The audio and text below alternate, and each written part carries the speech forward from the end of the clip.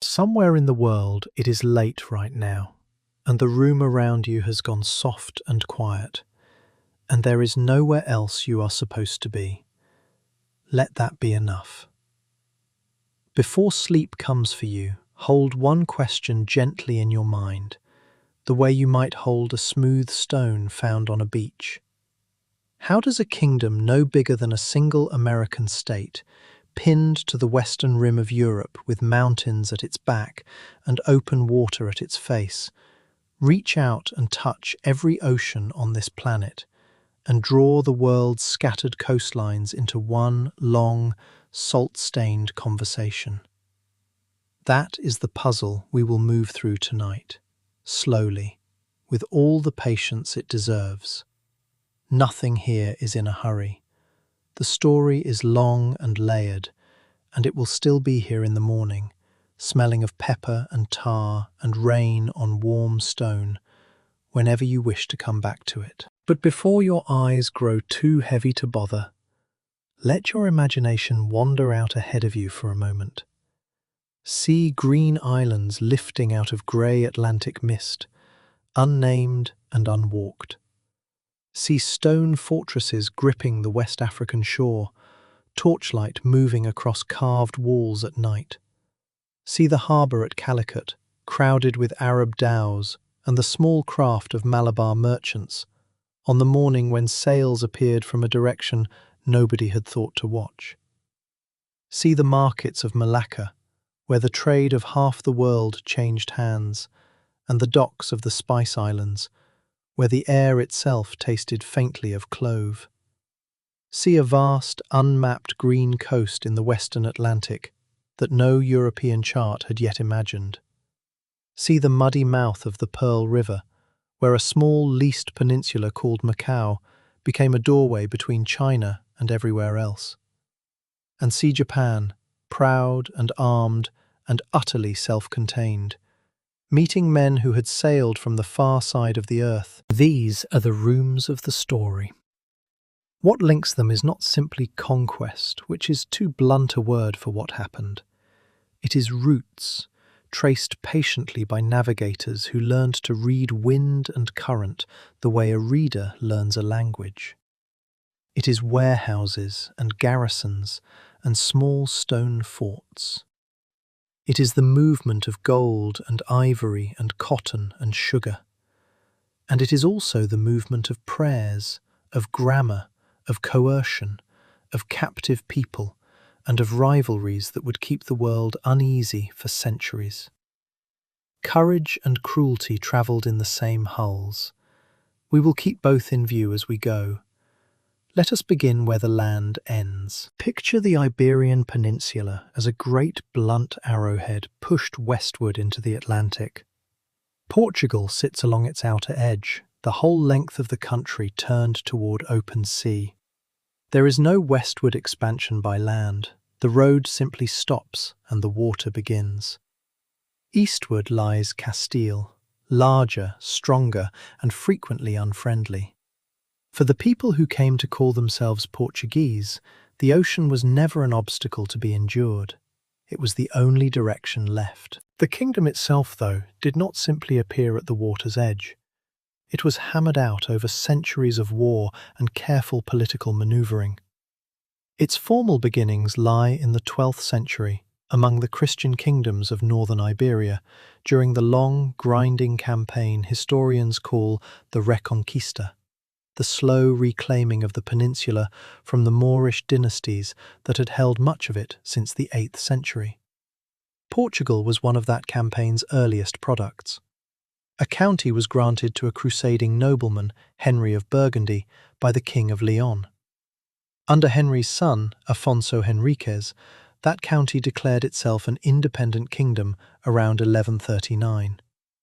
Within roughly 100 years, Portuguese forces had pushed all the way south to the Algarve, finishing their own reconquest by 1249, more than 2 centuries before Castile completed hers. That early finish matters enormously, and it is easy to underestimate. It left Portugal holding a strange surplus, a warrior nobility with no more frontier to fight over, military orders built for holy war, royal institutions designed to organize campaigns, a whole apparatus of ambition, still intact, still hungry, and suddenly without a direction. A kingdom that had spent generations defining itself through crusade did not quietly fold its banners when the last Moorish stronghold in the Algarve fell. It simply turned to face the sea. The same long war had shaped the balance of power inside the kingdom. The crown lived in permanent tension with its own nobles, and overseas ventures offered something rare in politics, a solution that pleased both parties. For restless knights and second sons, an expedition promised plunder, land, and reputation. For the crown, expansion beyond Iberia meant revenue, prestige, and above all, a way of staying one step ahead of Castile. That rivalry runs like a dark thread through nearly everything Portugal attempted at sea in the 15th century. Meanwhile, quietly, unglamorously, practical skill had been accumulating for generations.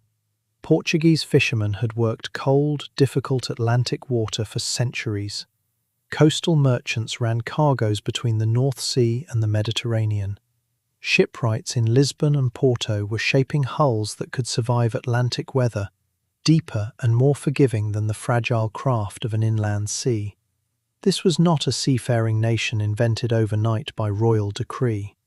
When the famous voyages finally came, they rested on the accumulated instinct of ordinary sailors who already knew how the wind behaved when the sky turned the colour of pewter. Then there is Prince Henry, called the Navigator, a man so thoroughly wrapped in legend that separating him from the story told about him takes some care.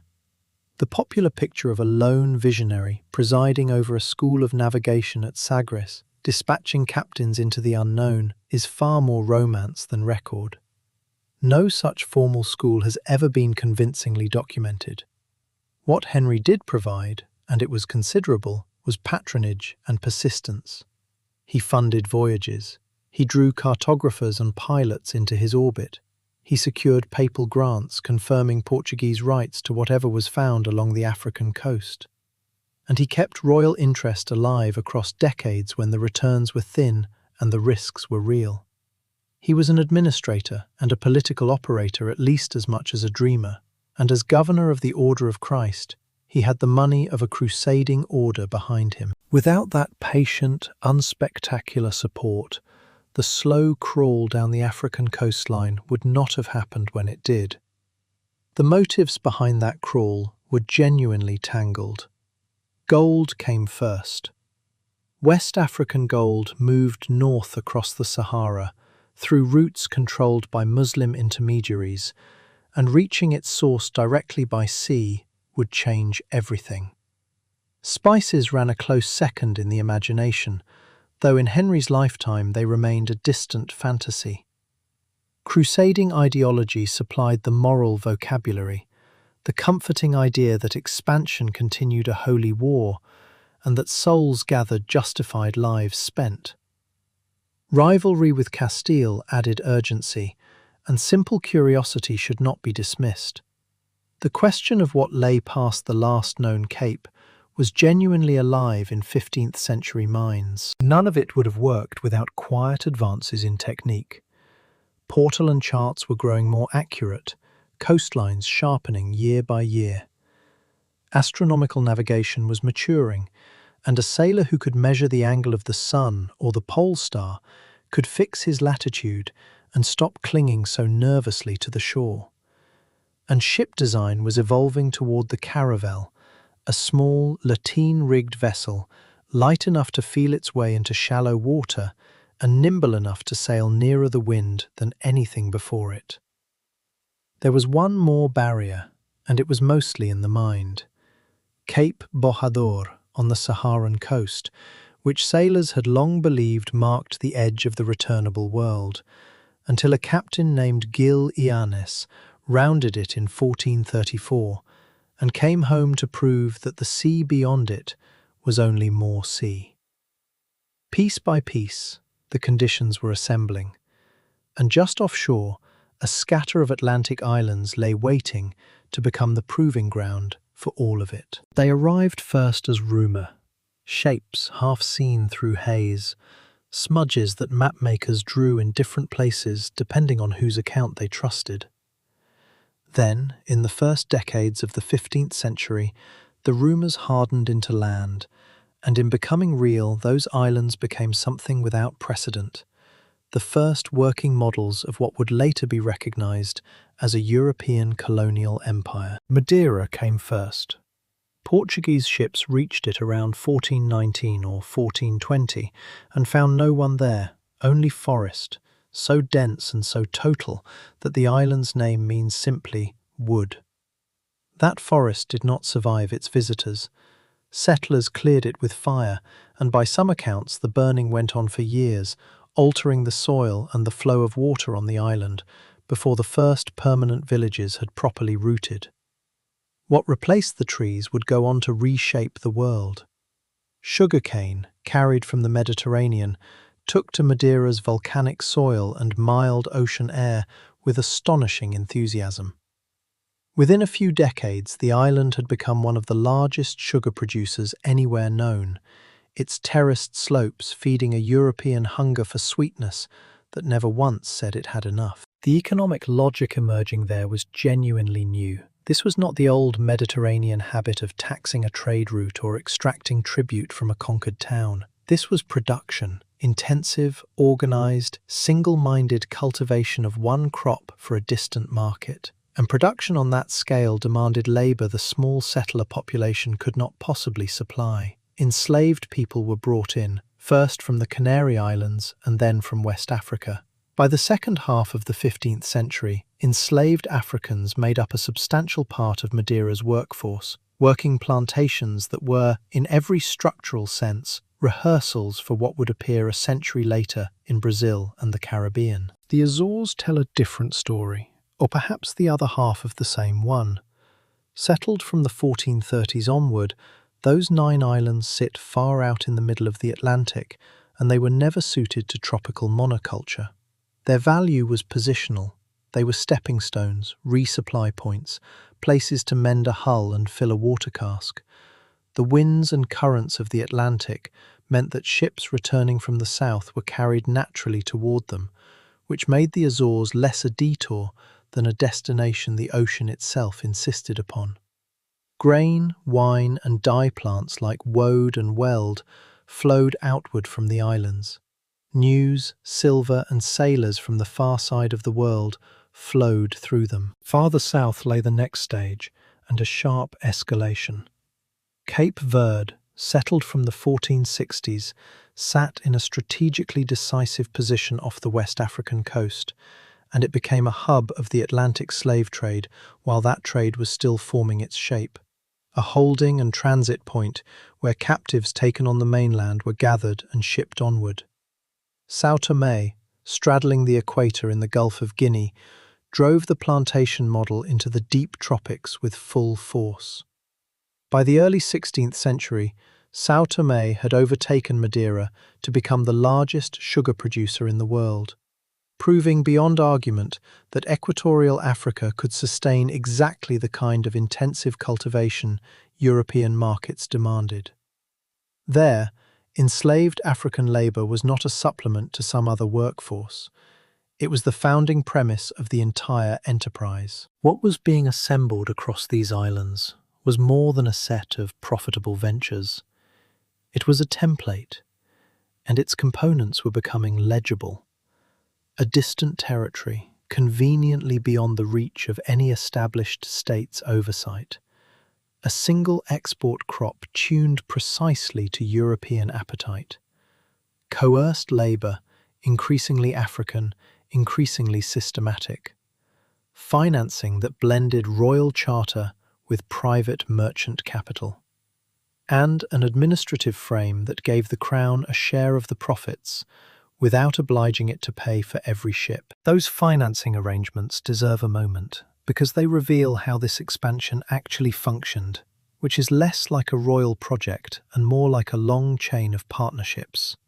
The Crown granted monopoly rights over a route, a trade, or a territory to contractors called donatarios, or to consortia of merchants who carried the risk and split the returns.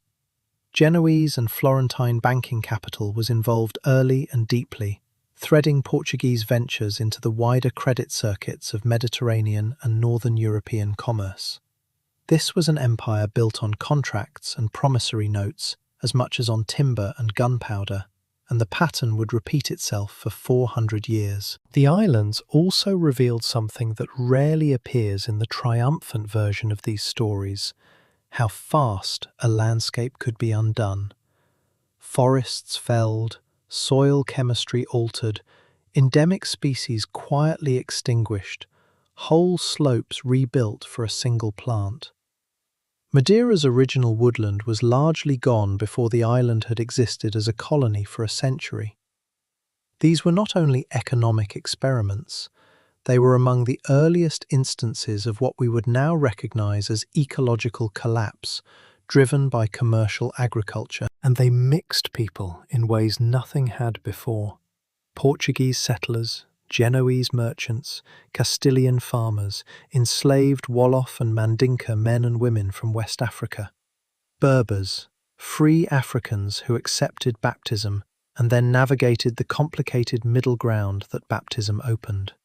All of them pressed together on small volcanic islands very far from anywhere that claimed authority over them. The creolized cultures that grew there, the languages, the devotions, the ways of cooking and grieving and celebrating, were not transplanted Portugal. They were something new, formed under conditions of deep inequality and unavoidable closeness. By the time Portuguese ships were preparing to attempt the rounding of Africa, these islands had already taught their lessons, and the lessons were hard ones. That plantation agriculture could generate staggering wealth, that coerced African labour could be institutionalized across an ocean, that crown, merchant and church could cooperate in a venture that paid all three, and, though nobody would have phrased it this way, that the places and the people drawn into this system would never return to what they had been. Every sugar island that came afterward, every plantation economy that would define the Atlantic for centuries, carries the fingerprints of Madeira and São Tomé somewhere in its bones. The laboratory had done its work. Now the experiment would be carried to a far larger canvas. From those island workshops, the Portuguese gaze lifted toward the hazy line of the African mainland. The approach was never a single grand leap into darkness. It was patient, staged, and deliberately timid in the best sense of the word, always keeping somewhere to fall back to. In practice, that meant a rhythm. A ship left Lisbon or the Algarve, touched at Madeira or slipped past the Canaries, called at Cape Verde, then pressed a little farther south than anyone had pressed before, and turned for home while there was still water in the casks. Each voyage lengthened the chain of known headlands, sandbars, river mouths, and currents. Each new promontory earned a name and a place on the chart: Cape Bojador, Cape Verde, Sierra Leone, the Grain Coast, the Gold Coast. None of this happened quickly. Across the decades of the 15th century, Portuguese mariners were building a ladder of knowledge down the side of a continent, one carefully measured rung at a time. Behind the caution lay cold arithmetic. Deep water sailing remained genuinely dangerous. Storms, unmapped shoals, and contrary winds made long, uninterrupted runs a gamble. Staging posts meant survival. Bays a pilot could recognize in poor light, islands where a crew could take on water, anchorages where a damaged hull could be careened and patched. And as the routes grew familiar, the question changed. It stopped being whether a ship could get there and back. It became what it could carry home that would justify the voyage. At first, the answer was things rather than people.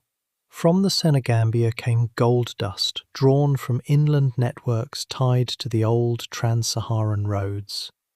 Ivory joined it, and Malagueta pepper, sometimes called grains of paradise, which found its way into European kitchens and apothecaries alike.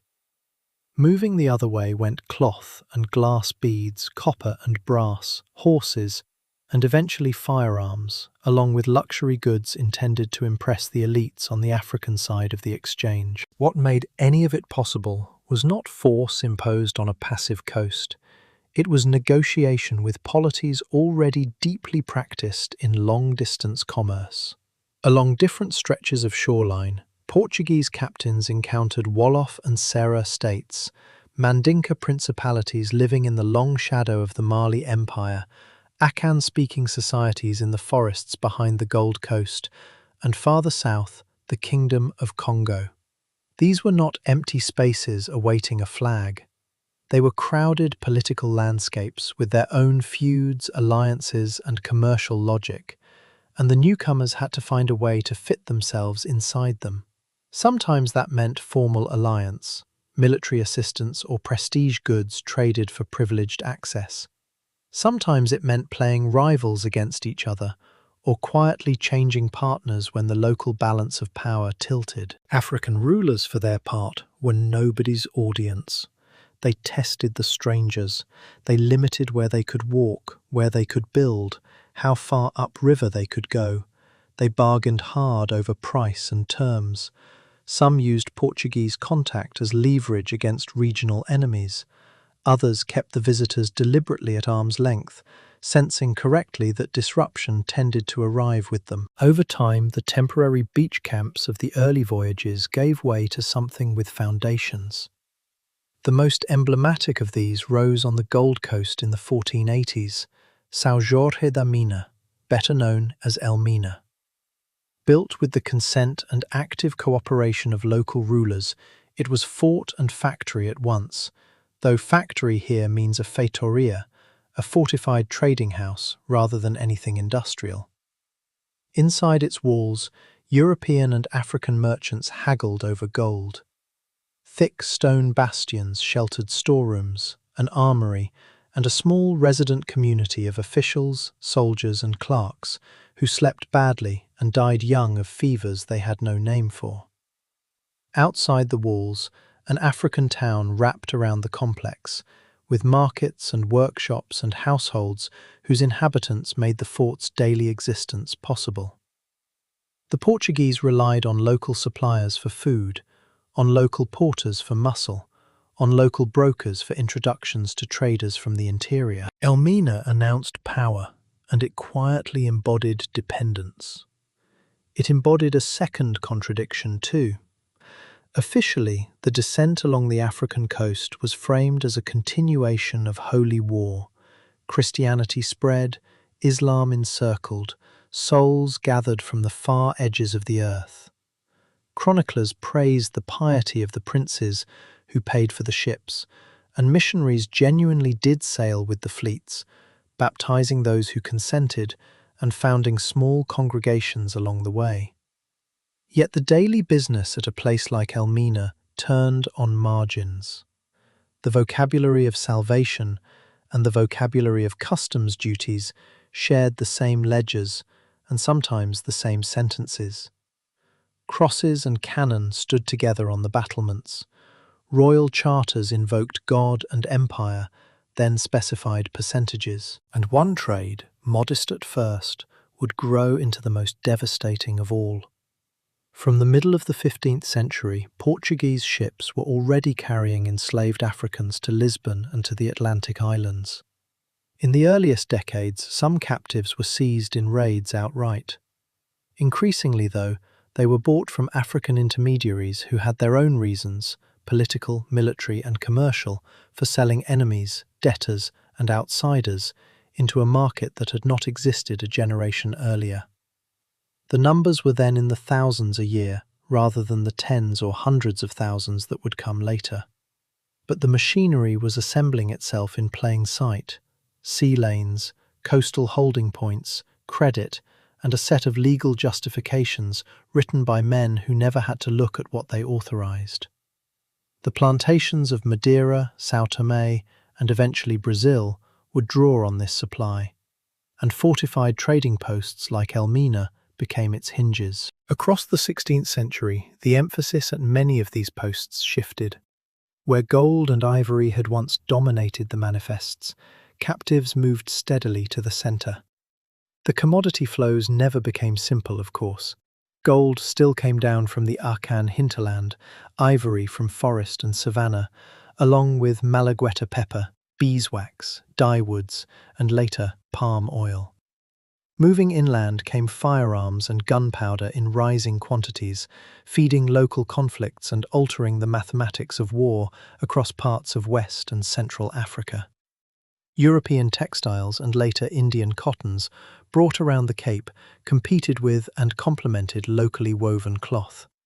The Atlantic was becoming a web of exchange in which no single commodity explained the whole. For all the imposing masonry and the confident phrasing of royal charters, Portuguese control stayed thin and stubbornly coastal.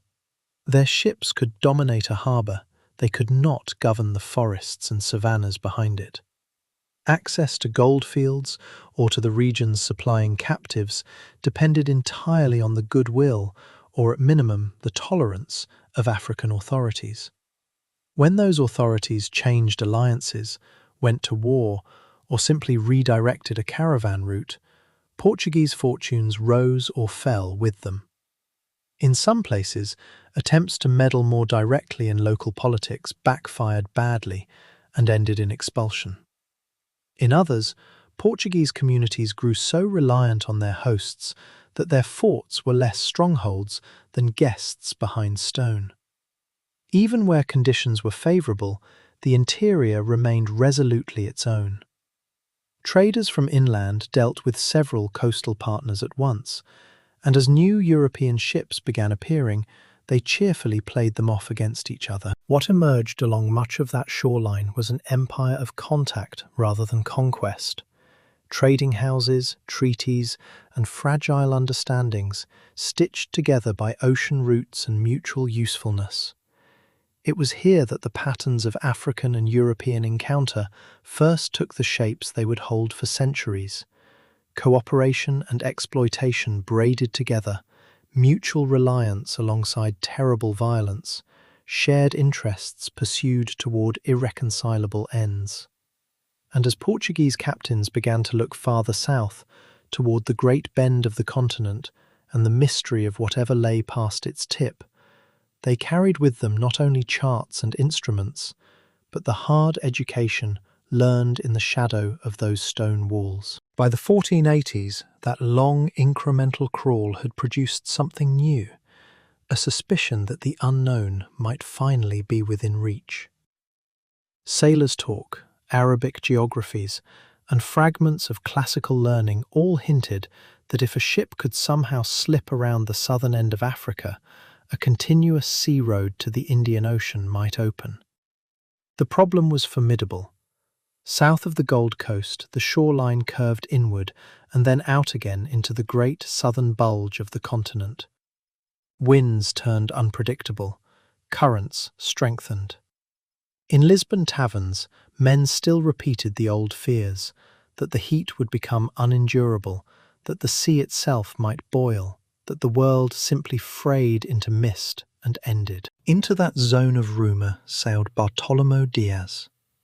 In 1487, he took command of an expedition sent by King João II with an audacious brief: pass the farthest point any Portuguese ship had reached, and if it existed, find the turning of Africa's southern coast.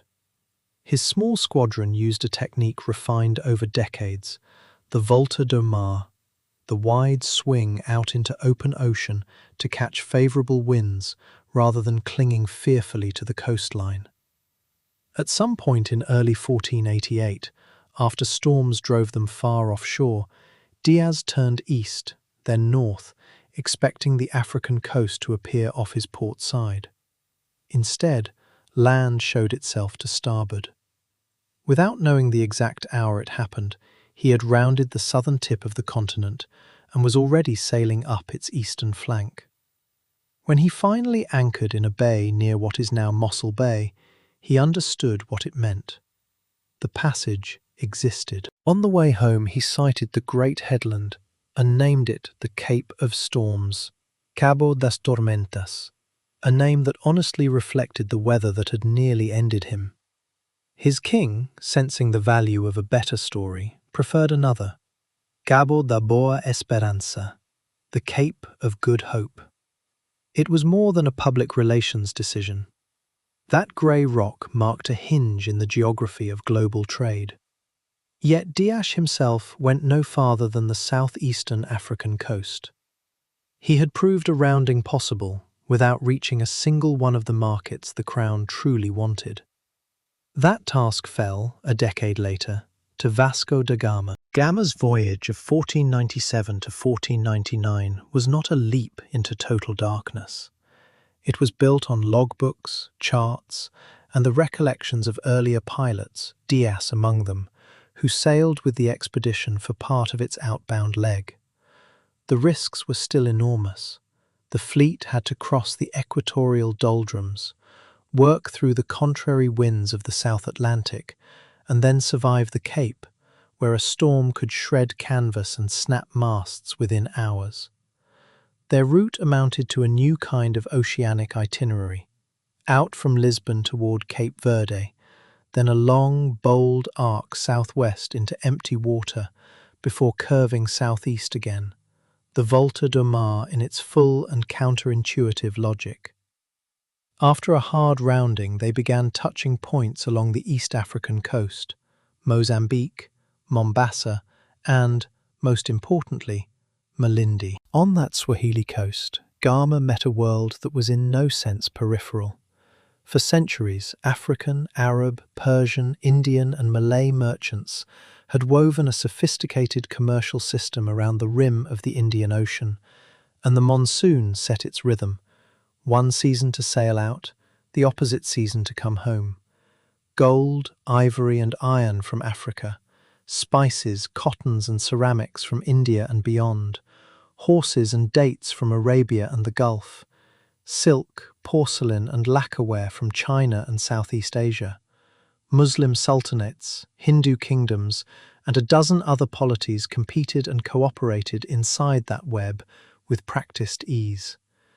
To these established players, the Portuguese were late, strange, and not obviously important. Their clothes were wrong, their religious gestures were unfamiliar, their assumptions about rank and ceremony mapped poorly onto local expectations. First encounters were repeatedly spoiled by mutual misreading.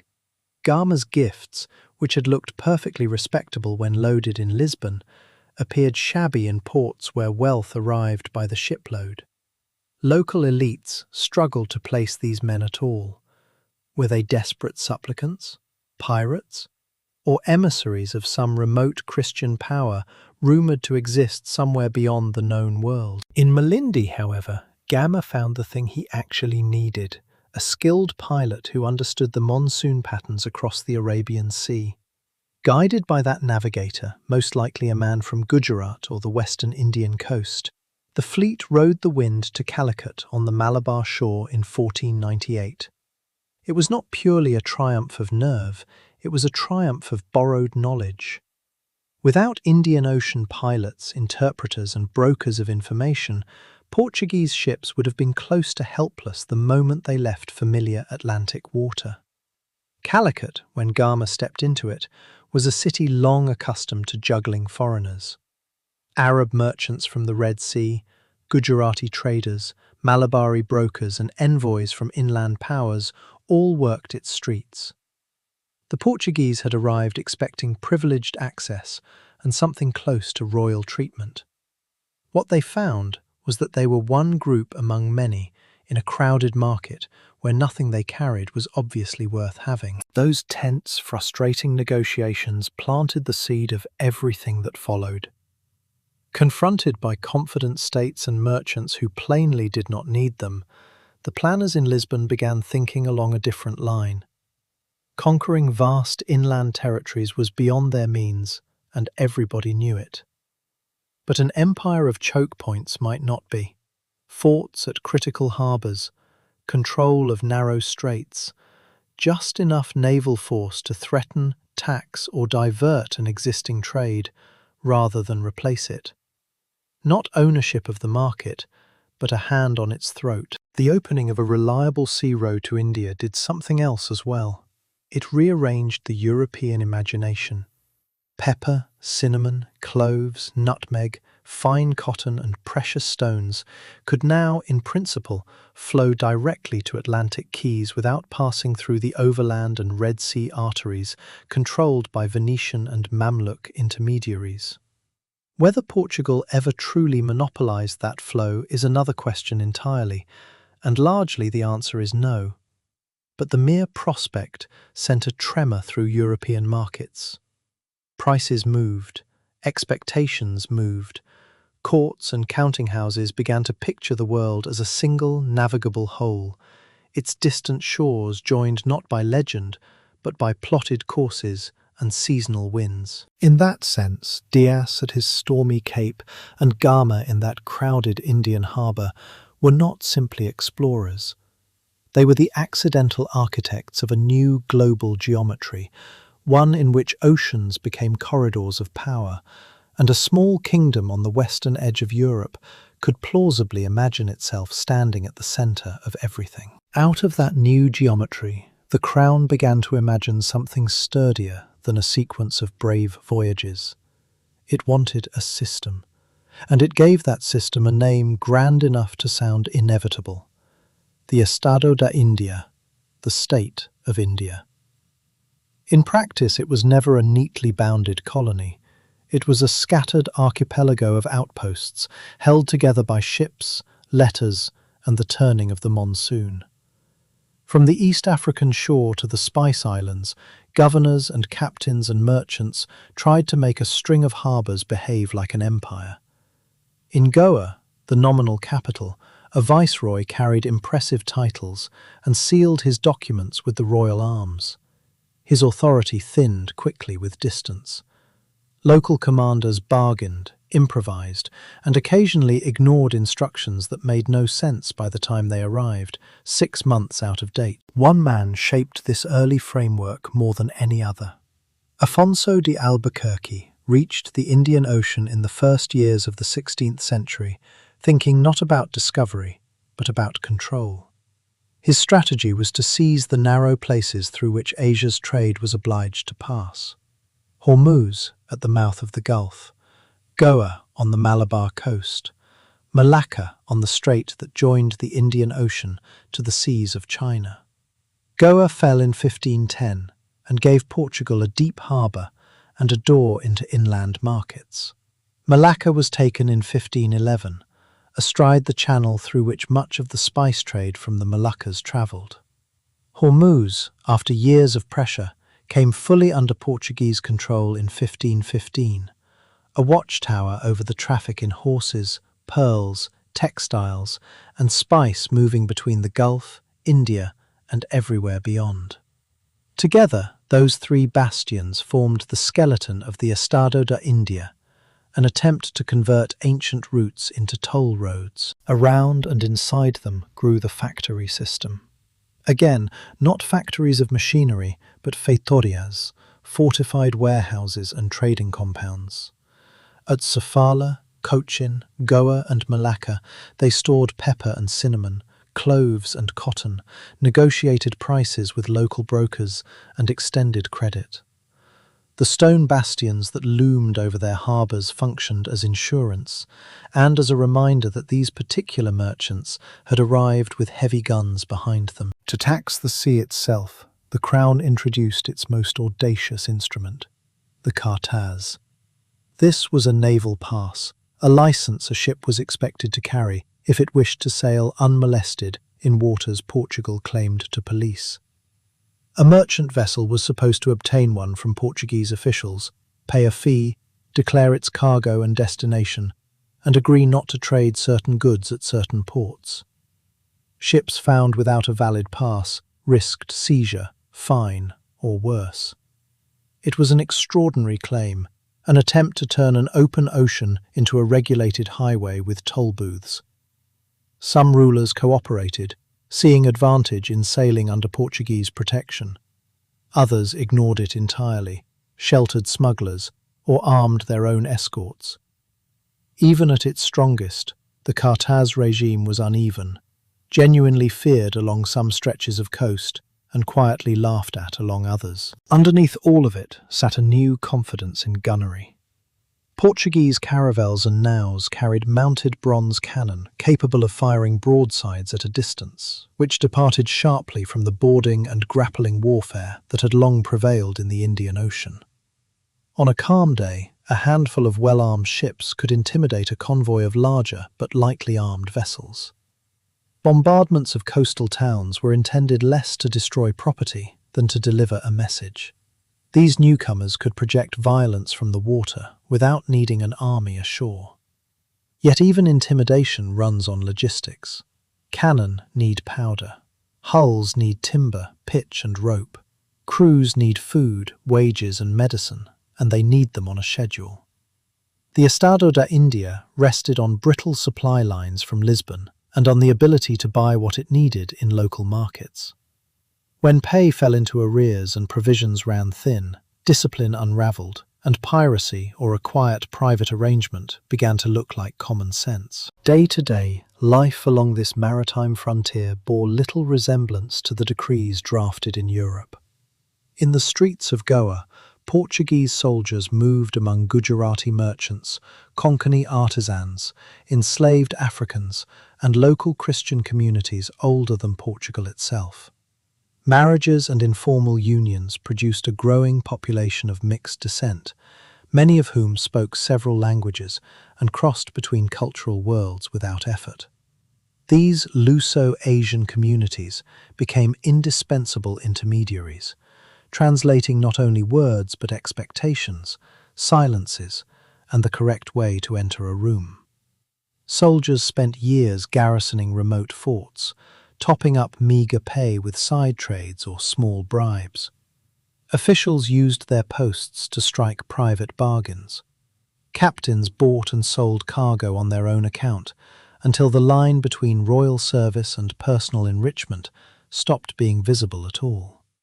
Corruption was not simply moral failure. For many participants, it was the only available survival strategy inside a system that promised a great deal and delivered irregularly.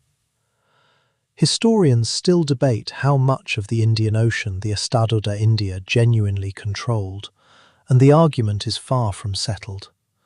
In some regions, Portuguese guns and passes really did move routes and prices, pulling certain trades toward favoured ports.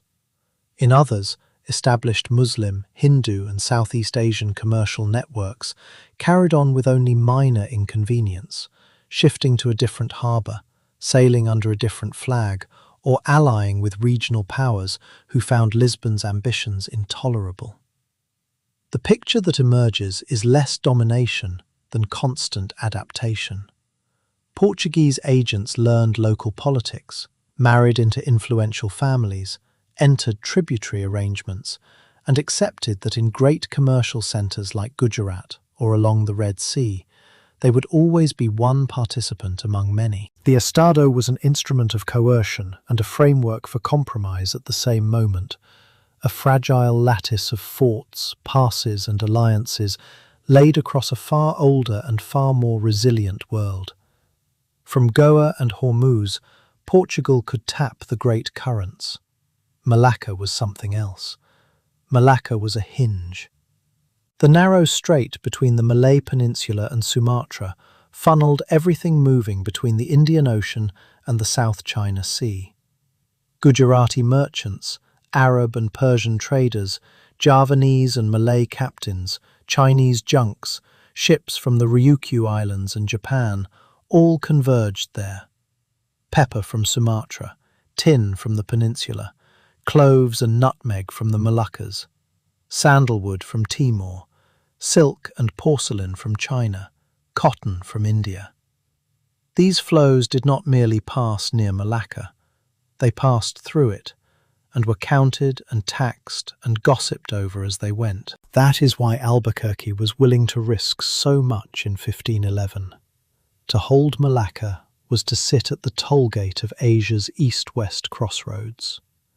Whoever held it could, in theory, watch the movement of ships from the Red Sea and India toward China, and from the Spice Islands toward the Middle East and Europe. For a crown obsessed with monopoly, Malacca promised to turn a complex, many-centered trading world into something more like a funnel with a hand on the valve. But Malacca was never an empty prize. It had grown under Malay rulers into a cosmopolitan emporium, sustained by alliances with neighbouring polities and by large resident communities of foreign merchants who enjoyed protection and, more importantly, predictable rules. When Portuguese forces stormed the defences, they did not inherit that network along with the walls. They had to persuade, bribe, threaten, and painstakingly re-stitch relationships that had taken generations to weave. Some communities adapted. Certain Tamil and Gujarati merchants saw genuine opportunity in Portuguese protection and access to European markets. Others, particularly Malay and Javanese interests that had prospered under the previous sultan, simply moved, shifting their business to rival ports like Johor and Aceh, or to alternative centres along the Sumatran and Javanese coasts. Guns could take a city. Guns could not compel ships to keep anchoring beneath it. Still, Malacca gave the Portuguese two things of enormous value: information and a stepping stone deeper into Southeast Asia. From the traders who continued to call there, they heard of islands farther east where the most coveted spices grew, cloves and nutmeg, so aromatic and so scarce in Europe that they were traded almost as distilled value, weight for weight against silver. These were the Moluccas, the Spice Islands, small, fertile, volcanic places, Ternate and Tidore and Banda among them, where a particular soil and a particular rainfall nurtured trees that grew nowhere else on earth. For centuries, Javanese, Malay, Bugis and other Asian traders had carried their harvest by stages to Malacca, Java, India, the Middle East, and eventually the Mediterranean, each leg adding a little to the price until, by the time it reached a European table, a handful of cloves cost more than the hand that served it. The Portuguese did not discover these routes. They tried to insert themselves at the source. Arriving in the 1510s and 1520s, Portuguese captains found a dense weave of local rivalry and diplomacy. On Ternate and Tidore, competing sultans manoeuvred for influence over the clove-bearing districts. Javanese merchants, Makassarese seafarers from Sulawesi, Malay captains, and others all held stakes in the trade. Rather than arriving as unquestioned masters, the newcomers had to operate as one more armed participant among many. They signed treaties with particular sultans, promised protection against rivals, and built small fortresses to guard their warehouses of clove. But every alliance summoned a counter-alliance. A sultan who welcomed Portuguese help in one decade might resent Portuguese interference in the next, and local elites learned quickly how to play Lisbon's representatives against Javanese, Malay, and other foreign interests. The garrisons themselves were painfully fragile. The distance from Lisbon was almost unimaginable, and even from Goa and Malacca, the eastern voyage was long and dangerous. Food, gunpowder, and building materials arrived irregularly or not at all. Soldiers went unpaid, drifted into private trade, and quarrelled with the very allies keeping them alive. Sickness thinned their ranks with quiet efficiency. In many places, the Portuguese presence amounted to a few dozen or a few hundred men behind stone walls, entirely dependent on the tolerance of the communities around them. Resistance was constant, sometimes as open siege, more often through subtler means. Trade redirected to another harbour, supplies withheld, an isolated patrol ambushed on a forest path. A single misstep, an insult to a sultan, an arrogant captain, a disputed execution, could turn a fragile peace into an uprising within days. The tidy notion of a European monopoly on clove and nutmeg dissolves, on closer inspection, into a long story of negotiation and recurring crisis. Over all of it hung a dispute that reached far beyond Asia. The question of where exactly one Iberian empire ended and the other began. The Treaty of Tordesillas, signed in 1494, had drawn a line through the Atlantic, granting Portugal rights to the east of it and Spain to the west, blessed in principle by papal authority. That arrangement made reasonable sense while the argument concerned Africa and a hoped-for westward passage. But once Portuguese ships were deep in the Indian Ocean and Spanish-backed expeditions were circling the globe from the opposite direction, an awkward geometry appeared. If a line divides a sphere, it must come out somewhere on the other side. Were the Moluccas in the Spanish half of the world, or the Portuguese? On a flat map, the question looks simple. On a globe, with no reliable method of fixing longitude, it was nearly unanswerable. Both crowns commissioned cosmographers to calculate the position of the line on the far side of the Earth, and the results, however sophisticated for their time, produced more argument than clarity. Each side presented charts that placed the Spice Islands conveniently within its own sphere. Meanwhile, at sea and on shore, Portuguese factors in Malacca and the Moluccas and Spanish agents in the Philippines manoeuvred for practical advantage without waiting for the mathematics. In 1529, the Treaty of Zaragoza attempted to close the matter. Spain, for a substantial payment, recognized Portuguese claims to the Moluccas and turned its ambitions elsewhere across the Pacific.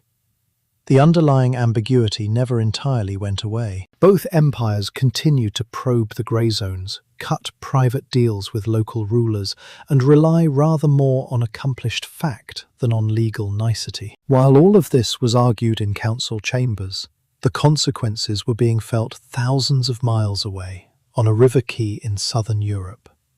Asian trade was reshaping Lisbon and, slowly, European appetite itself. Ships from Goa, Malacca, and the Moluccas unloaded pepper, cinnamon, clove, nutmeg, mace, silk, cotton, and Chinese porcelain onto the banks of the Tagus. Warehouses filled with fragrant bales. Apothecaries, cooks, and perfumers experimented with ingredients nobody's grandmother had ever handled. Aristocrats and wealthy merchants filled their houses with lacquer, carved ivory, and blue and white ceramics. Spices that had once trickled through Venetian and Mamluk hands now arrived in larger, though still limited, quantities under Portuguese flags. They flavoured sauces, preserved meat, scented wine, and above all, they announced status. Their presence on a table said, without a word, that this household touched the far side of the world. Lisbon itself grew visibly entangled with Asia. Luso-Asian intermediaries, freed men and women from the Indian Ocean world, and envoys from India, Ethiopia, and Southeast Asia walked its streets. News of sultans in Malacca, clove trees on Ternate, and missions in places nobody could quite locate, filtered into taverns and court salons alike. The pursuit of narrow straits and small islands had begun, by degrees, to alter the tastes and dreams of a continent. And Portugal was not the only one watching. Other European powers studied those routes, copied those charts, listened carefully to returning sailors, and began preparing to take their own place in this newly connected and fiercely competitive world. While Lisbon's attention was fixed on Africa and Asia, another chapter opened almost by accident on the far side of the Atlantic. In 1500, Pedro Álvares Cabral sailed west from Portugal, nominally bound for India by the new Cape route. Whether he was deliberately probing the limits of Tordesillas or simply carried off course by Atlantic winds is still argued over by historians, and the honest answer may be that both are partly true. What is certain is that his fleet sighted land, a long, thickly forested, inhabited coastline, which the Portuguese named Terra de Vera Cruz, and which the world would later call Brazil. For the peoples already living along those shores, the Tupiniquim, the Tupinambá, and many other communities with their own languages and histories, nothing had been discovered. They had fished those waters, farmed those clearings, hunted those forests, and fought their own wars along that coast for generations. Cabral's landfall is better understood as a first recorded contact, one that would gradually pull Brazil into Iberian rivalry and global commerce. At first, the new land seemed far less urgent than India. The early Portuguese presence was thin and seasonal. What drew ships was not gold or silver, but a tree, pau-brasil, Brazil wood, whose heartwood yielded a brilliant red dye that European textile makers prized. Small, opportunistic expeditions anchored in inlets and struck bargains with local communities. These ventures depended entirely on indigenous labour and knowledge. Native groups felled the heavy trunks and hauled them to the water in exchange for iron tools, cloth, and other goods. Simple wooden forts and feitorias dotted the shoreline, functioning as warehouses and bargaining posts rather than towns. For a while, Brazil looked like another Atlantic laboratory, the island model again, only on a scale nobody could see the edges of. Then priorities shifted. Reports came back that the coastal soil, especially in the northeast, was superb for sugarcane, the crop already tested on Madeira and São Tomé. As European demand climbed, Crown and investors alike began to reimagine Brazil, not as a distant woodlot, but as a plantation zone waiting to be built. By the middle of the 16th century, sugar mills, engenhos, were transforming the coastal landscape.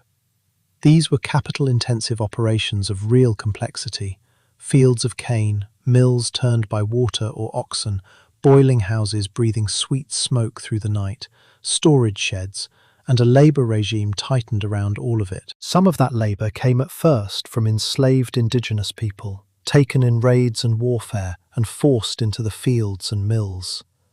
But epidemic disease, determined resistance, and the sheer appetite of the sugar economy pushed planters increasingly toward enslaved Africans. This deepened a brutal triangle. Ships carried European goods to West and Central Africa and exchanged them for captives. Those men, women, and children were carried across the Atlantic to Brazilian ports like Salvador and Recife. From there, sugar and later other commodities sailed to Europe. Brazil became a central theatre of the Atlantic slave trade, and its plantations leaned heavily on African expertise in cultivation and ironwork, even as African bodies were treated as property. All of this unfolded across a landscape already shaped by indigenous societies with their own politics. Some groups allied with the Portuguese, finding them useful against local enemies. Others resisted hard, attacking settlements and burning mills, or withdrawing inland beyond reach. Warfare, diplomacy, and mission work braided together. Jesuits and other missionaries gathered indigenous populations into aldeias, mission villages, where they sought to reshape belief and daily life, while also, in theory, shielding converts from slavers and settlers. That protection was partial and always conditional.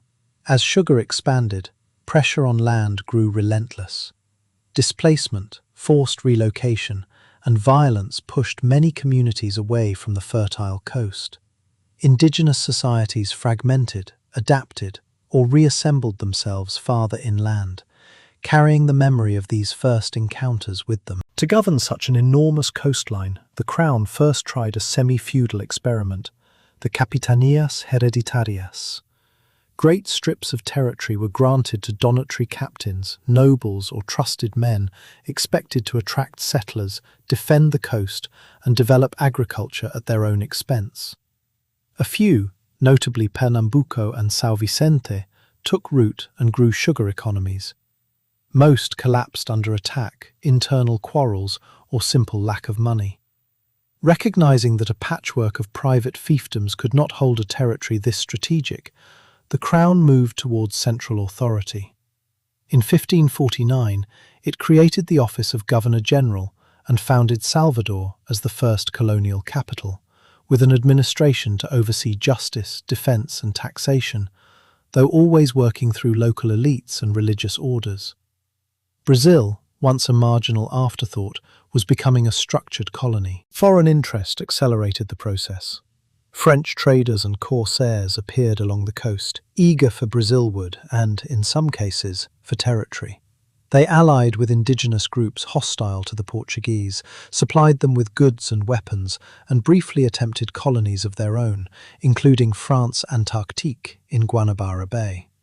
For Lisbon, the message was unmistakable: neglect Brazil and someone else will take it. The work of securing that shoreline, building forts, raising militias, mobilizing indigenous and African allies, and expelling rivals, bound Brazil more tightly into imperial strategy. Coastal towns grew as nodes of defense and commerce, while the interior was slowly drawn into the orbit of cane and cattle. Over time, the empire's center of gravity shifted. Asian spices remained glamorous, but they were volatile, ruinously expensive to defend, and increasingly contested. Brazilian sugar, by contrast, returned steady and substantial profits, and in the 16th and early 17th centuries, its mills supplied a large share of Europe's sweetness. As more enslaved Africans arrived and more forest fell to cane, Brazil grew from an apparent accident of navigation into the economic anchor of the entire Portuguese world. What had begun as a detour on the way to India became a sprawling colony whose ports and populations would shape Portugal's fortunes for 3 centuries, and whose human cost, carried above all by indigenous peoples and enslaved Africans, echoes still. As the mills consumed forest and lives, another kind of army was moving quietly through the same world. Men in black cassocks, carrying crucifixes, grammar books, and notebooks. From the Crown's point of view, they served a double purpose. On paper, missionaries came to save souls, preach, and bring distant peoples into the church. In practice, they were also expected to make the empire governable, to teach the king's language, encourage obedience, and bind scattered communities together with a shared faith that would, ideally, reinforce Portuguese authority. Those two purposes did not always sit easily in the same room. In India, Brazil, Congo, Japan, and beyond, the Jesuits in particular became famous and controversial for walking that line. They founded colleges in Goa, Salvador, and later Macau, teaching Latin and theology to Europeans, while also training local elites in philosophy, mathematics, and rhetoric. For colonists, these institutions produced confessors, scribes, and intermediaries. For some local families, they offered a doorway into a new and powerful world. Language was their principal instrument, and they used it with remarkable seriousness. Jesuits did not simply insist that everyone learn Portuguese. They studied Tupi in Brazil, Tamil and Malayalam in the south of India, Konkani and Marathi on the western coast, and many others besides. They compiled grammars and dictionaries, wrote catechisms and sermons in local tongues, and recast Christian stories in familiar rhythms and images. The aim was conversion. The method, inevitably, was negotiation. On the Brazilian coast, missionaries encountered Tupi-speaking leaders already managing dense webs of trade, ritual, and warfare. Jesuits urged them into the aldeias, offering protection from slavers and a new sort of alliance. Some accepted, using the missionaries as a buffer against enemies or as a source of iron tools and prestige.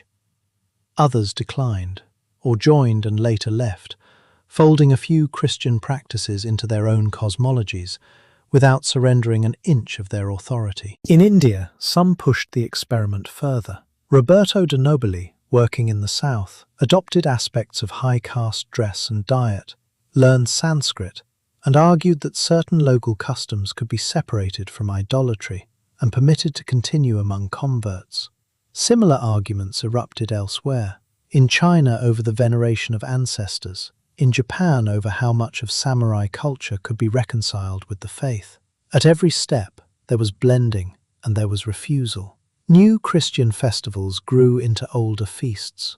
Cults of the saints stood beside local spirits without much apparent difficulty. Enslaved Africans in Brazil quietly fused Catholic imagery with West and Central African religious systems, creating practices that could survive plantation brutality while remaining outwardly acceptable to colonial eyes. Not everyone tolerated the mixture. The Portuguese Inquisition, built on the Iberian model, extended overseas, most notably to Goa. Tribunals investigated new Christians suspected of secretly practicing Judaism, old Christians accused of heresy or superstition, and converts whose beliefs seemed too entangled with what came before. Trials and public penances were meant to police the borders of acceptable faith and to reassure authorities that empire and orthodoxy were marching in step. Yet the same empire that tried to regulate belief depended enormously on what its missionaries learned. Jesuits, Franciscans, and others sent home reports crowded with observation. Plants that broke a fever, roots that stunned fish, trees that wept strange gums and dyes. They described monsoon patterns, river systems, reef-guarded coasts, and the itineraries of caravans crossing African and Asian interiors. They recorded kinship structures, rituals, and stories, sometimes with admiration, sometimes with horror, almost always with a collector's appetite. That knowledge flowed into European botany, medicine, geography, and the earliest stirrings of anthropology. Missionary letters circulated through courts and universities, correcting maps and feeding imaginations. On the ground, communities emerged that defied every category the empire had prepared. In coastal Africa, in Goa, around Malacca, in Macau and across Brazil, people of mixed ancestry and mixed culture, Luso-African, Luso-Asian, Afro-Indigenous and more, formed families, brotherhoods and local elites. They often spoke several languages, moved between legal systems, and combined Catholic devotion with regional custom. Some served as interpreters, soldiers or merchants, mediating between worlds. Others carved out spaces only loosely tethered to Lisbon's authority at all. The missionaries were tangled in the moral ambiguity of the whole enterprise, and some of them knew it. Certain Jesuits in Brazil and Angola argued fiercely against the enslavement of particular indigenous groups, petitioned the king, and tried to shield mission populations from raids. Others accepted African slavery or justified it as a lesser evil in a fallen world, provided masters permitted baptism and behaved with restraint. Religious orders themselves owned plantations and enslaved workers. The same man who baptized a person might later punish them for fleeing a mission field. These tensions were recognized and argued about at the time, not only in hindsight. Was a conversion meaningful if it happened under duress? Could a mission village be a refuge and an instrument of control at once? Were missionaries protectors of the vulnerable or partners in their exploitation? From this distance, the answers refuse to simplify. The spread of Christianity through the Portuguese world brought schools, texts, and new forms of community. It also travelled alongside conquest, disease, and bondage. It produced extraordinary cultural exchange and hybrid identity, even as it tried to impose a single truth. And as Portuguese ships pushed farther east, toward China, Japan, and the island worlds between them, every one of those questions grew sharper. For Portuguese merchants and kings, China was never simply another stop on the Asian circuit. It sat in the imagination as something close to mythical, a source of silk, porcelain, and learning, a civilization whose wealth and population made the little Atlantic kingdom look like a rounding error.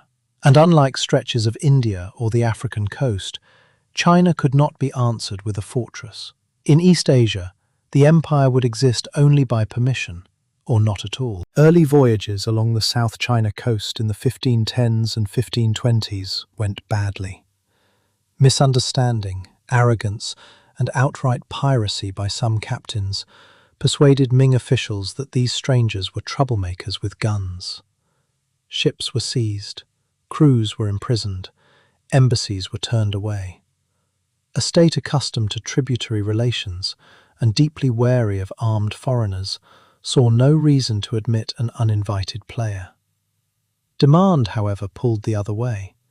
Chinese merchants were perfectly willing to profit from foreign silver and pepper, and Portugal was already embedded in the trading worlds of India and Southeast Asia. Over time, informal contact, smuggling, and quiet arrangements along the coast softened the official chill. Some Portuguese learned to present themselves not as conquerors, but as useful intermediaries who could channel distant goods into Chinese markets. From that rocky tongue of land radiated an extraordinary triangle of commerce, the carrera that linked China, Japan, and the wider Asian world. Each year, ideally, one enormous Portuguese vessel, the Great Ship of Macau, sailed north to Japan and especially to Nagasaki. In its hold went Chinese raw silk bought in Canton, along with porcelain, Southeast Asian aromatics, and sometimes Indian textiles. Japanese elites, in the middle of the fractured Sengoku period, wanted these things badly. Silk, in particular, carried both practical value and enormous prestige. In return, the Portuguese received the thing East Asia's economies increasingly ran on: silver. Japanese mines, above all the great workings at Iwami Ginzan, poured out bullion, and that bullion was extraordinarily valuable in China, where the tax system and monetary habits had come to depend on the metal. Portuguese merchants, drawing on capital and knowledge from Goa and Malacca, used Macau to funnel Japanese silver into Chinese markets and Chinese silk into the hands of Japanese warlords, taking a margin at every turn. Portugal, a country with almost no silver of its own, had found a way to profit from moving somebody else's. Their presence in Japan itself began, according to later tradition, almost by accident, with a storm-driven ship reaching Tanegashima in 1543 and introducing the arquebus to local lords. Whether every detail of that story survives scrutiny is doubtful, but the pattern that followed is not. Japanese daimyo, locked in a violent contest for supremacy, recognized the value of European firearms immediately. Gunpowder weapons had existed in East Asia long before, but Portuguese designs, along with drilling techniques and volley fire, helped accelerate their adoption dramatically. Trade soon braided with religion. Jesuit missionaries, most famously Francis Xavier in the late 1540s, followed the commercial routes into Japan. They learned the language, debated Buddhist monks in public, and sought converts among commoners and samurai alike. Some regional lords, calculating that Christianity came bundled with guns and shipping, tolerated or actively encouraged Christian communities. For a time, parts of Kyushu supported sizable congregations, churches and schools. Seen from Lisbon and Rome, this looked like the beginning of a Christian East Asia. In reality, it was always contingent on politics that had nothing to do with Europe. As unifiers like Oda Nobunaga, and after him Toyotomi Hideyoshi and Tokugawa Ieyasu, consolidated power, the calculation changed. Foreign merchants and missionaries, once useful counterweights against rivals, began to look like threats to central authority and social order. Reports that missionaries elsewhere had smoothed the path for Spanish conquest did not help. From the late 16th century, Japanese rulers narrowed the opening. Edicts restricted missionary activity.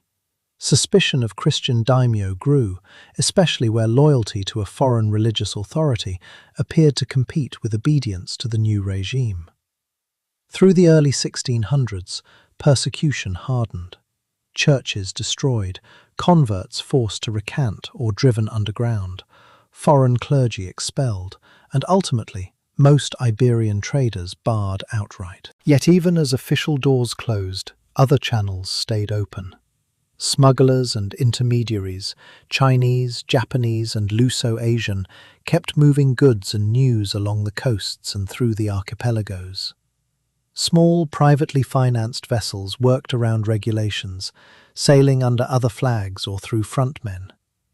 Coastal communities with centuries of experience in raiding and illicit commerce adapted without difficulty. A state could narrow the corridor. it could not seal the sea. Through all of it, Portugal's impact was cultural and technical as much as commercial. Firearms are the starkest example. Japanese smiths mastered and then improved upon European designs with remarkable speed.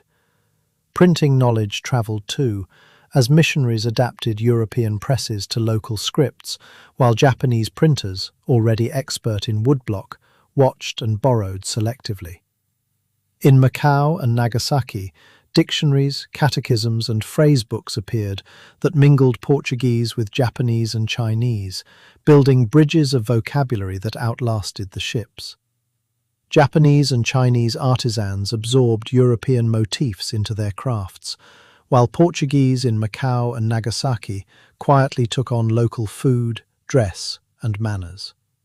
Once again, hybrid communities formed at the empire's edges, speaking Creoles and moving easily between liturgies and local festivals. Still, the limits were unmistakable. Portugal commanded no vast hinterland here and enjoyed no overwhelming military advantage. It held Macau because Ming officials permitted it, and later because Qing authorities chose to reaffirm or adjust that permission as suited them. A decree in Beijing or a shift in provincial politics could tighten or loosen the enclave's collar at will.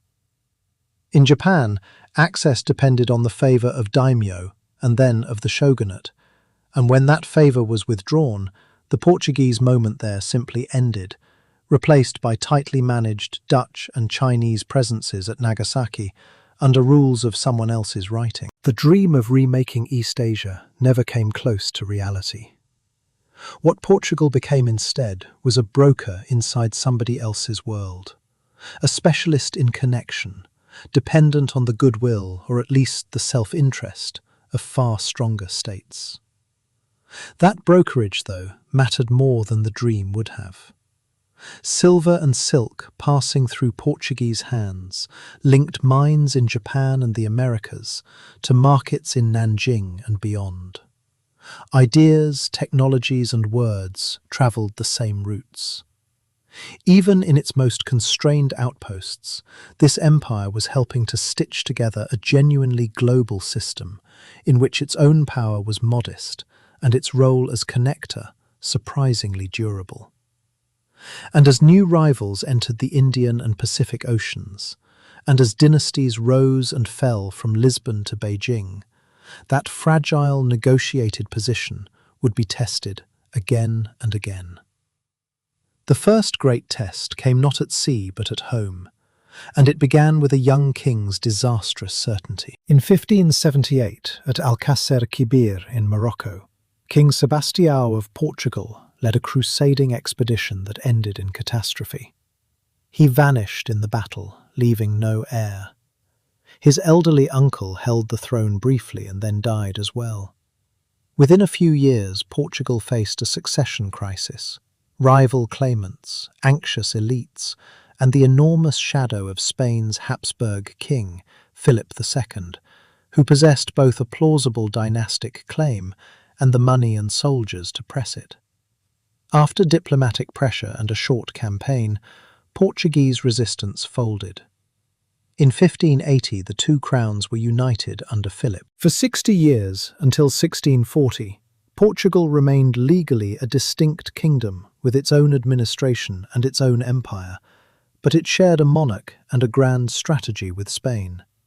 Historians call this the Iberian Union, and on paper it might have looked like a promotion. Access to Spanish silver, shared defence, immense prestige. In practice, it handed Portugal a full inheritance of Spain's enemies. Where Portuguese ships had once traded relatively freely with Northern Europe, they were now read as extensions of Habsburg power, and English, Dutch and French privateers began treating them accordingly. Meanwhile, a small cluster of rebellious provinces along the North Sea was turning itself into a maritime power of a wholly new kind. The Dutch revolt against Spain pushed the Dutch to look overseas for resources and leverage. They studied Portuguese routes, acquired Portuguese charts wherever they could, and sent their own ships around the Cape into Asian waters. The Dutch East India Company, the VOC, founded in 1602, embodied a different theory of empire altogether. It pooled capital from many investors into a single, semi-private corporation with state backing behind it. Rather than holding a long chain of fortresses along sea lanes, the VOC aimed to seize key choke points and, crucially, the production zones themselves, then enforce monopoly through naval force and local alliance. In Southeast Asia, the contrast was brutal. The Portuguese model turned on strong points, Goa, Malacca, small forts in the Moluccas, and on cartazes issued from them to channel other people's trade. The Dutch instead took whole spice islands and expelled everyone else. At Ambon and in the Banda Islands, the VOC imposed savage systems to ensure that nutmeg and clove flowed only through Dutch warehouses. Portuguese positions, thinly garrisoned and dependent on local allies, were picked off one by one or simply bypassed. The Indian Ocean became a running battle of convoys and raiders. English and Dutch privateers intercepted Portuguese carracks on the homeward voyage when they were slowest, heaviest, and most laden with pepper and Asian luxuries. A single rich capture could finance an entire squadron. For Portugal, every ship lost meant not only cargo, but shattered credit and promises to Asian partners that could no longer be kept. Across the Atlantic, Brazil and Angola turned into frontline theatres. The sugar boom in the northeast attracted Dutch attention, and they wanted both the plantations and the slave trade that fed them. In the early 17th century, Dutch forces seized parts of Brazil, establishing Dutch Brazil around Pernambuco, and struck at Angola's ports to redirect the flow of enslaved Africans. The Portuguese, supported in time by local militias and Luso-Brazilian elites who had their own reasons to fight, mounted a long counteroffensive and eventually recovered most of Brazil, at heavy cost in lives, capital, and reputation. Defending such a scattered web strained everything. Convoy systems were introduced, merchantmen sailing on fixed schedules under royal escort, which improved safety and imposed rigidity in equal measure. Missed weather windows, wartime losses, and the need to coordinate with Spanish priorities made the whole apparatus brittle. Lisbon was trying to guard Brazilian coasts, Angolan forts, Indian Ocean islands, and Southeast Asian outposts, while simultaneously entangled in Spain's European wars. By the 1630s, discontent inside Portugal was open. Many nobles and merchants had concluded that union with Spain had delivered more enemies than benefits. In 1640, amid wider crises across the Habsburg monarchy, a group of Portuguese elites engineered a coup in Lisbon, proclaimed the Duke of Bragança king, and restored independence. The new regime inherited an empire under pressure, and some losses were already beyond recovery.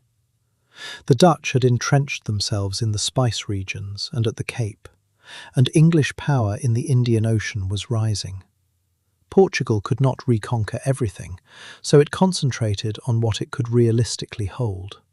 Brazil, the core of Angola and Mozambique, Goa and a few strong points in India, Macau, and a scattering of posts that small forces could still sustain. Whether this should be read as inevitable decline or as a run of particular shocks remains genuinely debated.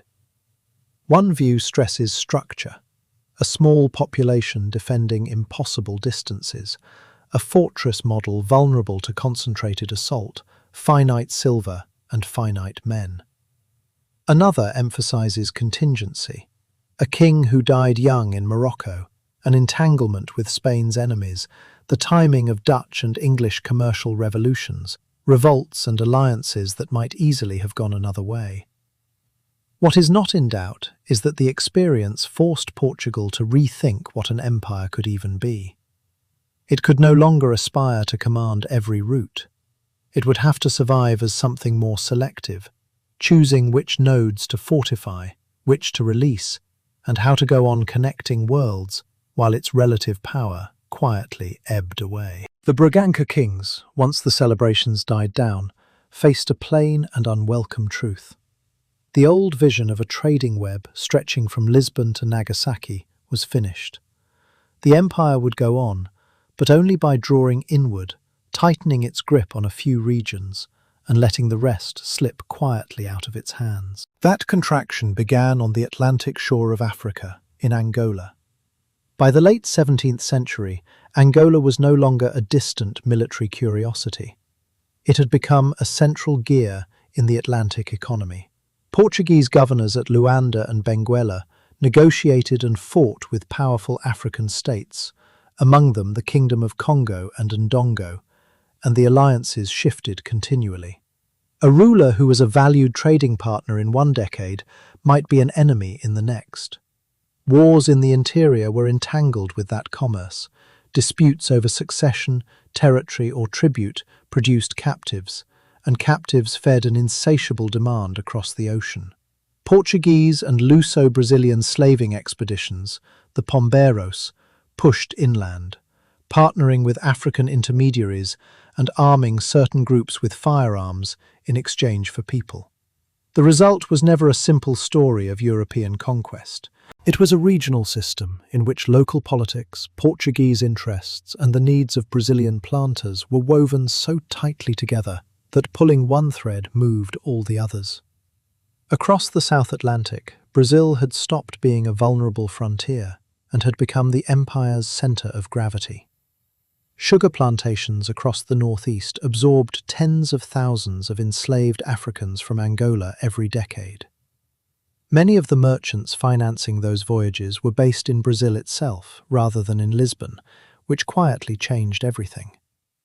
The South Atlantic had become a kind of inward-facing Portuguese world of its own, with ships, people and credit circulating between Brazil and Angola, while Lisbon tried, from far away, to skim customs and taxes off the top. On the other side of the continent, Mozambique developed along different lines, but told a related story. Portuguese power there clung to a chain of coastal settlements, Ilha de Moçambique, Sofala, Quelimane, and from them plugged into Indian Ocean circuits that had been running for centuries before any Portuguese sail appeared. Dhows from Gujarat and Arabia, Swahili traders from Kilwa and Mombasa, and caravan routes reaching deep inland, all intersected along that coast. Mozambique's institutional links ran not to Lisbon, but to Goa. Officials in India frequently oversaw East African affairs, and Indian-based merchants invested in ivory, gold, and enslaved people from the Zambezi Valley. Inland, Portuguese-backed prazos, great estates strung along the river, were ruled by Afro-Portuguese families who blended European and local practice, commanded their own armed retainers, and ran trading networks that answered to nobody in particular. Those estates sent ivory, foodstuffs and captives toward the coast, and from there onward to Brazil, to the Mascarene Islands, and through India into wider Indian Ocean markets. If Angola and Mozambique anchored Africa, the fiscal revolution came from the mountains of Brazil. In the late 17th and early 18th centuries, prospectors pushing inland from the coast struck rich deposits of gold, and later diamonds, in the region that became known as Minas Gerais, the General Mines. A rush followed, sudden and disorderly. Free settlers, penniless adventurers, enslaved Africans, and indigenous labourers poured into the interior. Towns like Ouro Preto rose almost overnight, their churches blazing with gold-leafed altars, while the streams below were panned to gravel, and the hillsides opened into tunnels. The crown moved fast to make sure this wealth passed through its hands. It imposed the quinto, the royal fifth, on all officially declared gold, and set up foundries where raw metal had to be melted into stamped bars. As smuggling and evasion spread, as they always do, authorities experimented with quotas, and when the total tax fell short, they could demand a forced levy, the dirama, from local communities. Diamonds, far easier to conceal in a boot or a mouth, were placed under something close to monopoly, with tightly policed extraction zones and guard posts on every road out. This torrent of bullion transformed the imperial budget. For a stretch of the 18th century, Brazilian gold was the main support of the Portuguese monarchy, paying for European wars, court luxuries, and interest on foreign loans. British merchants, who dominated Portugal's trade under long-standing treaties, were frequently paid in that gold, which then seeped outward into European markets and, in a small irony, helped finance the rise of a rival commercial power. Money and distance, though, sharpened old frictions.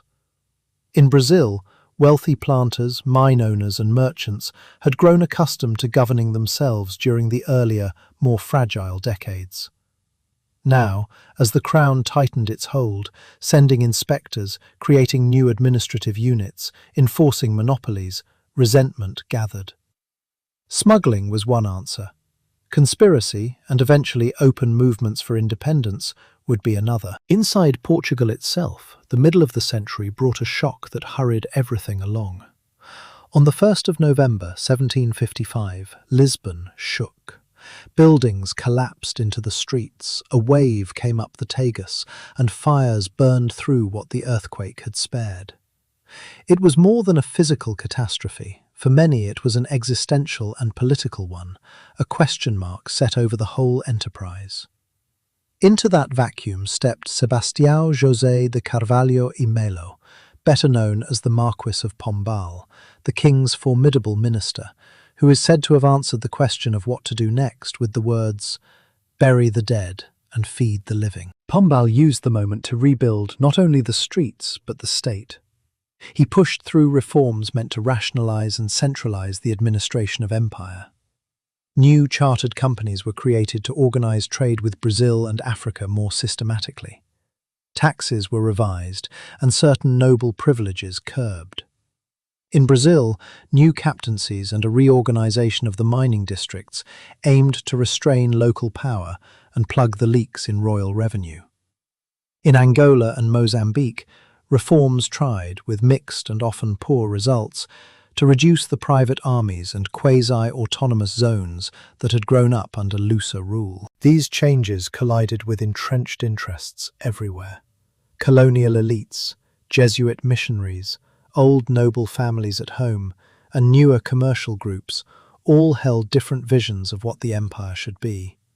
Pombal's expulsion of the Jesuits reshaped education and missionary work from Brazil to India, and also tore holes in networks of local knowledge and relationships that proved difficult to replace. At the same time, uneasy conversations began around the foundation the whole structure rested on. Long before abolition, there were discussions in Lisbon about limiting the trade in human beings, reforming conditions, or shifting toward other forms of labour. Some officials worried, in coldly practical terms, that Brazil's dependence on enslaved Africans threatened demographic and social stability. Others, touched by Enlightenment argument, questioned the morality or the long-term viability of an economy built on coercion, while continuing, without visible discomfort, to profit from it. Policy moved in fits and starts. Attempts to regulate the trade more tightly, to encourage free labour in certain sectors, and much later, under British diplomatic pressure, treaties curbing the transatlantic traffic. These efforts unfolded across generations against constant resistance from colonial interests whose sugar, gold, cotton and coffee all depended on it. By the closing decades of the 18th century, what had once been described as a single Lisbon-centred empire had visibly become a set of interconnected regions, each following its own logic. Angola was bound to Brazil by the traffic in people and goods. Mozambique tied East Africa to the Indian Ocean and to caravan routes reaching deep into the continent. And Brazil had become not merely a colony, but the demographic and economic heart of the whole. Ideas, merchants and officials circulated among these hubs, but their priorities no longer naturally aligned. The empire functioned less like a single block and more like a network of semi-autonomous worlds sharing a flag, a monarch, and an increasingly strained set of assumptions. Then, as the 18th century turned into the 19th, those tensions snapped. under pressure from a crisis that began nowhere near Lisbon. When Napoleon's armies crossed into the Iberian Peninsula in 1807, the Portuguese monarchy faced a choice with no comfortable side: submit or flee. Escorted by British warships, the royal court did something almost without precedent in European history. It moved the capital of the monarchy across the ocean to Rio de Janeiro. For a few extraordinary years, Brazil was not a colony at all. It was the political centre of the Portuguese world. Ministries, archives, courtiers and foreign diplomats gathered in a tropical harbour rather than on the banks of the Tagus. Ports that had been carefully restricted for 3 centuries were suddenly opened to friendly nations. Brazilian elites gained honours, institutions, a printing press, and, most importantly, the settled conviction that they were no longer anybody's periphery. When the Napoleonic tide receded and the king eventually sailed home, that conviction could not be unlearned. A court that had ruled from Rio found it impossible to persuade Brazilians to accept subordinate status again. Disputes over representation, commerce and authority escalated year by year. Local elites, watching independence movements sweep the rest of the Americas, began to imagine a sovereign Brazil. In 1822, Prince Pedro, left behind as regent, declared independence and became Emperor Pedro I, and the empire that had slowly recentered itself on Brazilian sugar, gold and coffee lost its largest and richest territory in a single stroke. The consequences ran deep. Economically, Portugal's fiscal base shrank abruptly. Access to Brazilian markets and customs revenue now depended on negotiation rather than command. Politically, the monarchy faced a crisis of self-definition. What was a European power once stripped of its greatest American possession? For Portuguese statesmen, the answer increasingly pointed south, toward Africa. Through the 19th century, as European powers divided the continent among themselves in what came to be called the scramble for Africa, Portugal tried to convert old coastal footholds into something resembling territorial states. Maps drawn in Lisbon began to show a bold, confident band of Portuguese pink running unbroken from Angola on the Atlantic to Mozambique on the Indian Ocean. It even had a name, the Pink Map, and for a while it was displayed with the pride of an accomplished fact. On the ground it was nothing of the kind. Control remained patchy and shallow. African polities in the interiors of Angola and Mozambique pursued their own agendas, trading, fighting, and negotiating with whichever partners suited them.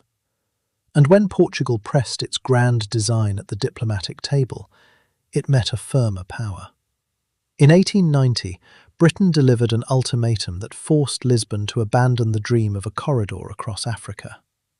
It was remembered afterward as a national humiliation, a wound picked at by politicians for generations, and it hardened a determination among many to hold what remained all the more tightly. That determination calcified in the 20th century under the Estado Novo, the authoritarian regime built by Antonio de Oliveira Salazar.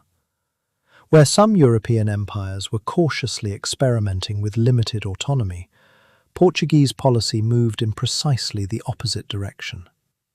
Official language insisted that Angola, Mozambique, Guinea and the rest were not colonies at all but overseas provinces, integral limbs of a single nation that happened to span continents. In practice, this meant tight political control, sharply restricted rights for most of the African population, and economies tuned to metropolitan needs. Forced labour systems, dressed in bureaucratic vocabulary about obligations and contracts, compelled people onto plantations, into road gangs, and into colonial enterprises. Schooling was scarce and unequal, and yet, inside and against that framework, complicated societies grew anyway. Urban neighbourhoods where Portuguese, African and mixed heritage families lived along the same streets. Music that folded European forms into local rhythm and language. Quiet intellectual circles where nationalism and self-determination were discussed carefully, in rooms with the windows closed. By the 1960s, the currents that had already swept across Asia and much of Africa reached Portugal's territories. Armed movements emerged in Angola, Mozambique, and Guinea-Bissau, rooted in local grievance and encouraged by a wider anti-colonial age. For a government committed to the fiction of a timeless and indivisible nation, conceding independence was unthinkable. What followed were long, grinding colonial wars, beginning in 1961 and stretching well past a decade, fought in forests and savannas and mountains, largely out of sight of the world. Guerrilla fighters, supplied and trained by sympathetic states, faced Portuguese troops who were themselves mostly young conscripts, farmers' sons from the north of the country, and men drawn from the very territories they had been sent to hold. The wars consumed money and lives, and, slowly, they consumed the legitimacy of the regime that waged them.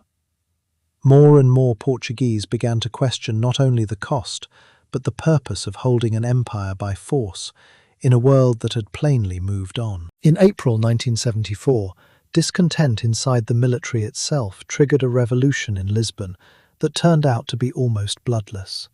Soldiers slid carnations into their rifle barrels, crowds filled the streets. The dictatorship, which had seemed immovable for 40 years, collapsed within a day. For the new leadership, ending the colonial wars was the most urgent business of all. Within a remarkably short span, negotiations and ceasefires unfolded, and Guinea-Bissau, Mozambique, Angola, Cape Verde, and São Tomé and Príncipe moved rapidly toward independence, while East Timor was carried into a difficult new chapter of its own. An empire that had taken 5 centuries to assemble came apart in a handful of years. Its traces did not vanish with the flags. The Portuguese language is spoken today across several continents, from Lisbon and Porto to Rio de Janeiro, Luanda, Maputo, Bissau, São Tomé, Praia, and Dili, carrying with it not only grammar and vocabulary, but shared literature, musical forms, and legal ideas that echo between distant shores. Diasporas form living bridges. Cape Verdean communities in Europe and the Americas, Brazilian neighbourhoods in Lisbon, Goan families whose ancestors moved for generations between the Indian Ocean and the Atlantic. Borders drawn or hardened during imperial rule, particularly in Africa, still shape modern states, sometimes easing coexistence and sometimes deepening older strains. The cultural inheritance is layered and often ambiguous. In food, faith, music, and ordinary habit, you can trace the blending. Catholic saints standing companionably beside African spiritual practice. Portuguese words woven into Creole languages. Dishes like feijoada, muamba, funge, and matapa, quietly recording the journeys of ingredients and of people. These hybrids are, in a real sense, the connective tissue of the old empire, converted into something local and lived in, and no longer anybody's property. At the same time, the violence that made those connections possible cannot be tided away. Centuries of enslavement, forced labour, displacement, and unequal rule left deep marks. Demographic wounds, economic dependencies, and memories of suffering that surface in oral history, in literature, and in political argument. For some families, the empire is recalled through stories of movement and opportunity, for others through chronicles of loss and coercion. Very often both memories live in the same household, the same city, the same language, and neither one is lying. To look at the Portuguese Empire honestly is to hold that duality without letting go of either half. The imperial project did help connect oceanic worlds, moving people, goods, and ideas along routes that still shape our maps and our markets. Those connections were rarely gentle. They were forged through imbalance, through extracted labour, and at times through open brutality. Some historians emphasize innovation, others exploitation, and each account illuminates only part of a layered past. So let the story settle now, the way sediment settles in still water. From a small kingdom at the edge of Europe, with its back to the mountains and its face to the grey Atlantic, came a web of forts and missions and plantations and harbour towns, And then, in time, contraction, collapse, and something quieter than either. Memory, relationship, the long afterlife of contact. The ships are all gone. The caravels that once felt their way past Cape Bojador, the great carrack that sailed each year from Macau to Nagasaki heavy with silk, the convoys that crossed the South Atlantic between Luanda and Salvador. All of them are dissolved now into the same salt water that carried them, and the wind that filled their sails still moves across those same oceans, patient and indifferent, and utterly unchanged. What remains is softer, a word borrowed into another language and worn smooth by 400 years of ordinary use. A saint's day celebrated with drums no one in Lisbon would recognise. A recipe passed down a family line that crosses 3 continents without anyone remarking on it. The particular sweetness of sugar, which travelled from Madeira to São Tomé to Brazil at a cost that no ledger ever properly recorded.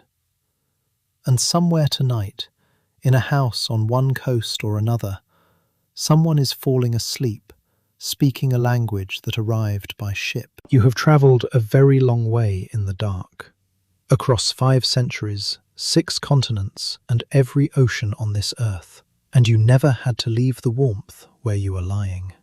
The story will keep, the harbours will keep, the wind will go on moving over the water whether or not anyone is awake to watch it. So let your breathing slow, let the sound of the tide go quiet, let the whole vast, difficult, beautiful world of the story drift out with the ebb, and rest now. Rest well.